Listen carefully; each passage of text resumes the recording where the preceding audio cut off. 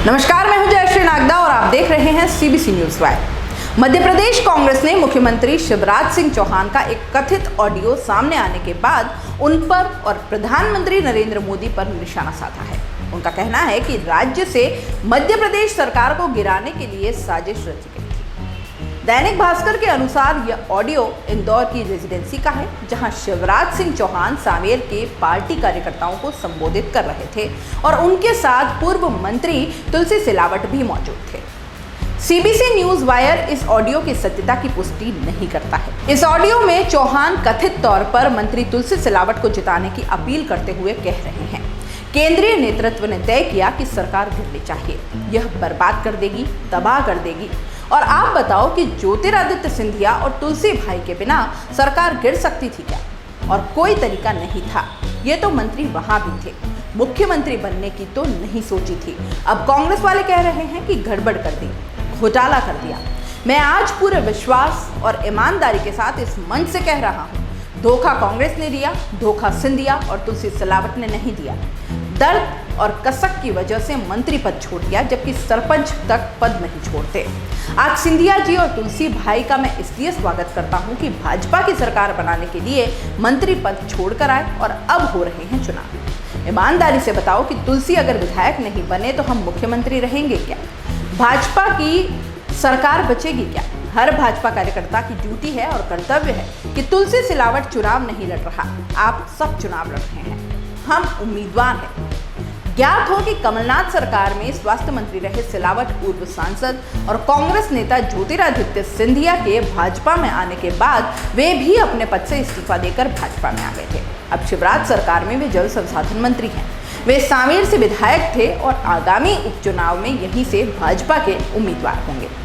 इस ऑडियो के सामने आने के बाद से ही राज्य में सियासी भूकंप सा आ गया और कांग्रेसी नेताओं ने भाजपा के केंद्रीय नेतृत्व से लेकर राज्य के नेताओं को भी निशाने पर ले लिया। पूर्व मुख्यमंत्री कमलनाथ ने कई सिलसिलेवार ट्वीट्स में भाजपा पर साजिशन उनकी सरकार गिराने के आरोप लगाए। उन्होंने लिखा, अब तो इस बात की भी पुष्टि हो गई और सच्चाई भी प्रदेश की जनता के सामने आ गई कि मेरी सरकार को गिराने के लिए किस तरह की साजिश व खेल रचा गया और उसमें कौन कौन शामिल था।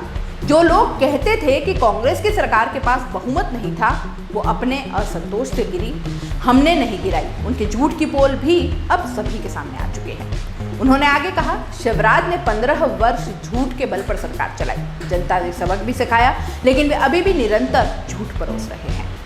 पार्टी के प्रवक्ता नरेंद्र सलूजा ने कड़ी प्रतिक्रिया दी और भाजपा शुरू से ही कांग्रेस के इन आरोपों को नकारती रही, जबकि तस्वीरें सामने आई कि जो विधायक बेंगलुरु में बंधक बनाए गए थे, उनके साथ भाजपा के नेता मौजूद थे। उनकी तस्वीरें भी कई बार सामने आई, लेकिन प्रदेश के मुख्यमंत्री शिवराज सिंह चौहान ने खुद इंदौर के रेजिडेंसी कोठी में सांवेर के कार्यकर्ताओं की एक बैठक में सार्वजनिक रूप से यह स्वीकार किया कि उनका केंद्रीय नेतृत्व नहीं चाहता था कि कांग्रेस की सरकार प्रदेश में रहे।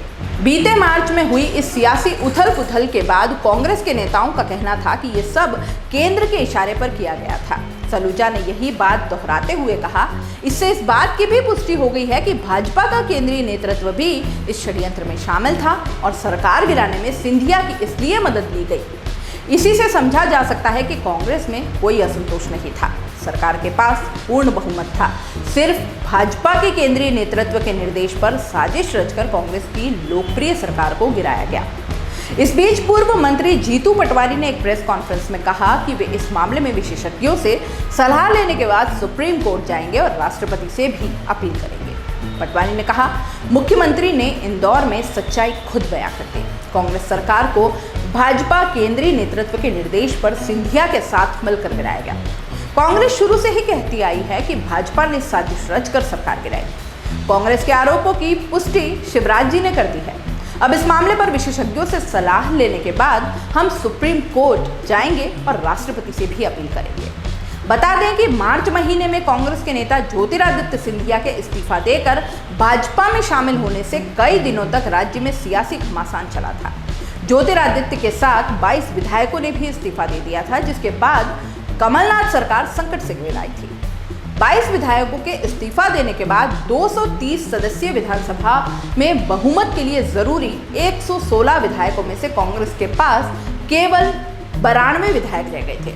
इसके बाद ये राजनीतिक खींचतान सुप्रीम कोर्ट तक पहुंची, जिसने कमलनाथ सरकार को बहुमत साबित करने का आदेश दिया। लेकिन उससे पहले ही कमलनाथ ने इस्तीफा दे दिया और 23 मार्च को शिवराज सिंह चौहान ने चौथी बार मुख्यमंत्री पद की शपथ ली। अब प्रदेश की 24 सीटों पर उपचुनाव होना है, जिसकी तारीखें चुनाव आयोग द्वारा तय नहीं हुई है, लेकिन संभावना यह है कि आगामी सितंबर महीने में होंगे। मध्य प्रदेश विधानसभा में 230 सदस्य हैं। वर्तमान में इससे 206 सदस्य हैं और बहुमत का आंकड़ा 104 है। इसमें भाजपा के 107, कांग्रेस के 92, 4 निर्दलीय, 2 बसपा व 1 सपा के विधायक हैं। अगर आप YouTube पर देख रहे हैं तो CBC न्यूज़ वायर का चैनल सब्सक्राइब करिए, पास में दिख रहे बेल आइकन को भी दबाइए, ताकि जब भी हम आपके लिए कोई खबर, कोई जानकारी लेकर आएं तो सबसे पहले आपके पास नोटिफिकेशन पहुंचे। अगर आप फेसबुक पर देख रहे हैं तो CBC वायर का पेज लाइक करिए। अगर आप इंस्टाग्राम पर देख रहे हैं तो आप हमें फॉलो कर सकते हैं।